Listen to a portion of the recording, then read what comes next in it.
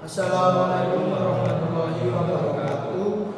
Salam Swastiastu, budaya, salam kebajikan rahayu.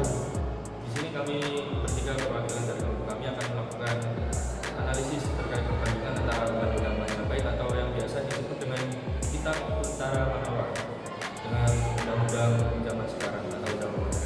Tapi sebelum itu izinkan kami memperkenalkan diri masing-masing. Yang pertama dari saya Muhammad Farhan bin Ubadillah dengan NIM 13 12 301 Dan saya Anan Barodin Argi dengan NIM 132 Selanjutnya dengan saya Dr. Guramatan dengan NIM 13 12 380. Kenalan dan sejarah Undang-Undang Majapahit.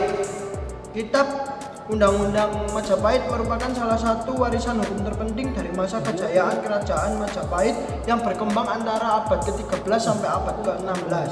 Karya monumental ini disusun pada masa pemerintahan Raja Hayam Wuruk dengan bimbingan penasehat utamanya Mahapati Gajah Mada sebagai upaya kodifikasi hukum untuk mempersatukan wilayah kekuasaan yang sangat luas dengan kandungan sekitar 275 pasal. Kitab Undang-Undang Majapahit menjadi pedoman komprehensif yang mengatur berbagai aspek kehidupan masyarakat mulai dari hukum perdata, pidana, keluarga, hingga tata negara. Keunikan Kitab Undang-Undang Majapahit terletak pada perpaduan yang harmonis antara nilai-nilai Hindu Jawa dengan kearifan lokal Nusantara, mencerminkan kebijaksanaan para pendahulu dalam mengadaptasi pengaruh asing dengan konteks budaya setempat. Penerapan yang meluas di seluruh wilayah kekuasaan Majapahit menjadikan Undang-Undang Majapahit sebagai salah satu tonggak sejarah dalam perkembangan tradisi hukum di Nusantara, jauh sebelum konsep negara bangsa Indonesia modern terbentuk. Oke, untuk selanjutnya prinsip dasar dan struktur Undang-Undang Majapahit. Undang-Undang Majapahit memiliki fondasi filosofis Untara Manawa yang berakar pada konsep Trihita Karana, mengajarkan keselarasan 3 dimensi kehidupan, yaitu hubungan manusia dengan Tuhan, dengan sesama manusia, dan dengan alam semesta. Dalam struktur hukum Majapahit tidak semata-mata berfokus pada aspek retributif, tapi lebih mengedepankan keharmonisan sosial dan kosmologis. Meskipun demikian, Untara Manawa tidak terlepas dari pengaruh sistem stratifikasi sosial yang membagi masyarakat ke dalam 4 golongan utama atau yang biasa disebut dengan catur warna. Yang pertama yaitu ada Brahmana, yang merupakan kaum intelektual dan rohaniwan.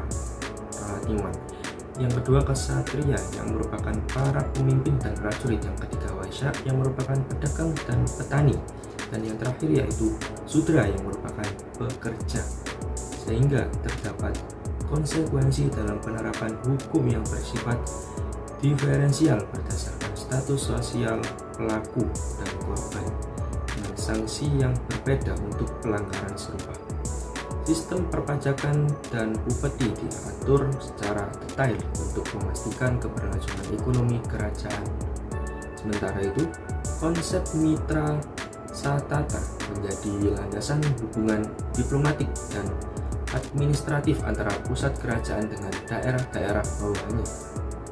Pengaturan struktur yang hierarkis namun fleksibel ini memungkinkan Majapahit memperhatikan kekuasaannya atas wilayah yang sangat luas dengan beragam latar belakang. 3. Perbandingan sistem peradilan dan hukum pidana. Perbedaan mendasar antara sistem peradilan Majapahit dan Indonesia modern terletak pada konsep otoritas pengadil tertinggi. Dalam tradisi Majapahit, raja memegang kedaulatan absolut sebagai pengadil tertinggi yang dibantu oleh Dharma Diyaksa atau semacam menteri kehakiman. Sementara Indonesia pada zaman modern seperti sekarang menerapkan sistem trias politika dengan kekuasaan kehakiman yang independen di bawah Mahkamah Agung.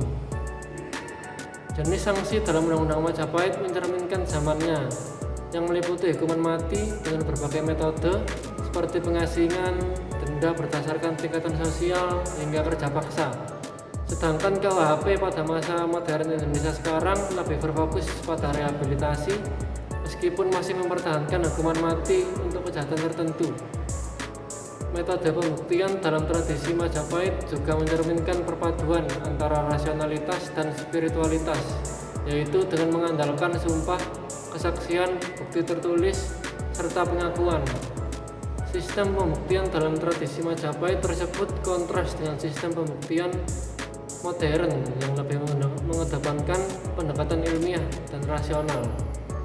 Menariknya, kedua sistem hukum tetap mengakui pentingnya prinsip praduga tak bersalah dan pemeriksaan bertingkat sebagai upaya mencari kebenaran material. Hal ini menunjukkan bahwa konsep keadilan fundamental telah berkembang sejak masa Majapahit. Assalamualaikum warahmatullahi wabarakatuh. Saya Nurdin yang 13 Di sini saya akan menjelaskan terkait perbandingan hukum perdata dan keluarga pada poin keempat, yaitu kontrak yang tajam terlihat dalam era pengaturan perkawinan antara era Majapahit dan Indonesia modern. Utaramawan mengakomodasi praktik poligami tanpa batas ketat dan mempertimbangkan faktor kasta dalam menentukan kesesuaian perkawinan.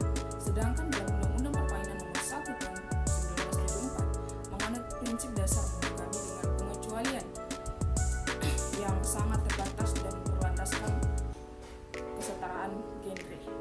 Dalam aspek waris, hukum Majapahit menganut sistem patrilinear dengan pembagian yang tidak setara antara ahli waris laki-laki dan perempuan.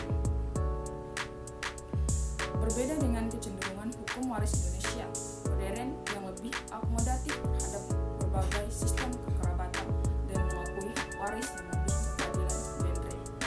Konsep kepemilikan tanah juga menunjukkan perbedaan filosofi yang fundamental.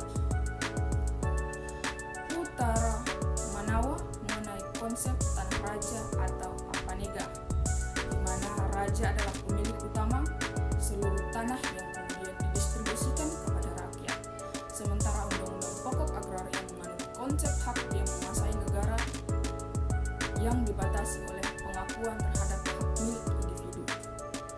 Pengaturan perdagangan dan perjanjian dalam Utarama Manawa relatif sederhana dengan konsep jual putus dan tanggung jawab terbatas, berbeda dengan sistem perjanjian modern yang lebih kompleks dengan berbagai jenis kontrak dan pelindung konsumen. Sekian dan terima kasih.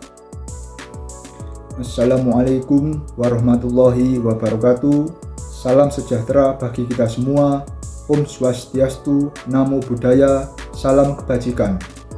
Perkenalkan, nama saya Farel Adrian Eka Putra dengan NIM 13123048 akan menjelaskan dan menjabarkan mengenai perbandingan 3 pasal Undang-Undang Majapahit dengan Undang-Undang modern. Dimulai dari yang pertama, mengenai pasal kejahatan pembunuhan di dalam Undang-Undang Majapahit. Pasal tentang pembunuhan dalam Utara Manawa menetapkan hukuman yang berbeda berdasarkan kasta pelaku dan korban. Pembunuhan terhadap seorang Brahmana oleh kasta yang lebih rendah diancam hukuman mati dengan cara dibakar hidup-hidup. Sementara pembunuhan terhadap kasta Sudra oleh kasta yang lebih tinggi hanya dikenakan denda berupa emas. Sementara berdasarkan Undang-Undang modern, di dalam KUHP pasal 338 hingga 340 tentang pembunuhan tidak membedakan status sosial pelaku dan korban. Pembunuhan berencana di dalam pasal 340 diancam hukuman mati atau penjara seumur hidup atau penjara maksimal hingga 20 tahun penjara. Berlaku sama untuk semua warga negara sesuai dengan prinsip persamaan di hadapan hukum yang dijamin oleh konstitusi. Yang kedua, mengenai pasal pencurian di dalam Undang-Undang Majapahit. Pasal tentang pencurian membedakan hukuman berdasarkan nilai barang yang dicuri dan status sosial pencuri. Pencurian oleh golongan Sudra dengan nilai tinggi dapat dijatuhi hukuman potong tangan atau kaki. Sementara pencurian oleh golongan kesatria dengan nilai yang sama hanya akan dikenakan dengan denda berlipat saja. Sementara berdasarkan undang-undang modern, di dalam pasal 362 hingga 363 tentang pencurian menetapkan ancaman hukuman berdasarkan nilai barang dan keadaan tertentu. Semisal seperti pencurian pada malam hari atau dalam keadaan musibah, bencana, tanpa membedakan status sosial. Hukuman berkisar 5 hingga 9 tahun penjara, pencurian dengan pemberatan, tanpa hukuman fisik seperti potong anggota tubuh. Dan yang terakhir, nomor 3, yakni mengenai pasal perkawinan di dalam Undang-Undang Majapahit.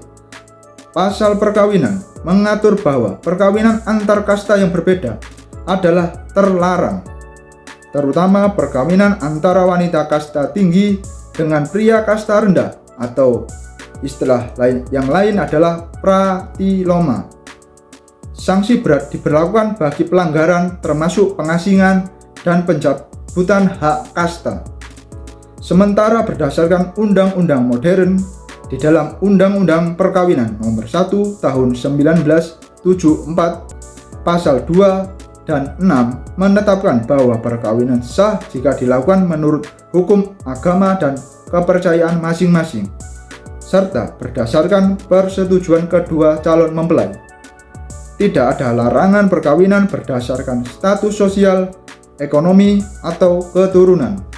Ini semua mencerminkan sikap atau prinsip kesetaraan dan non-diskriminasi. Sekian dan terima kasih.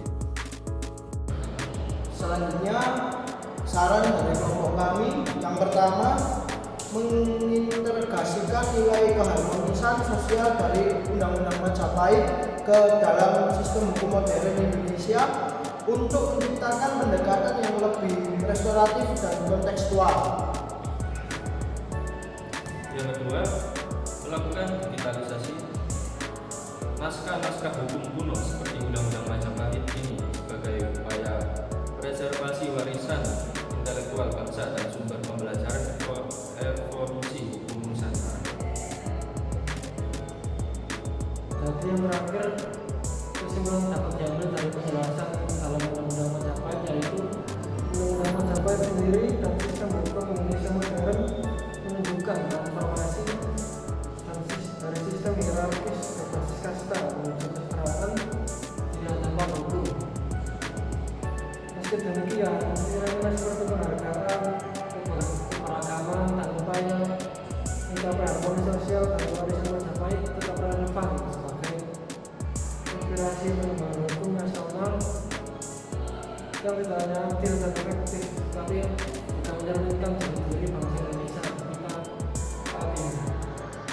Sekian dari kelompok kami.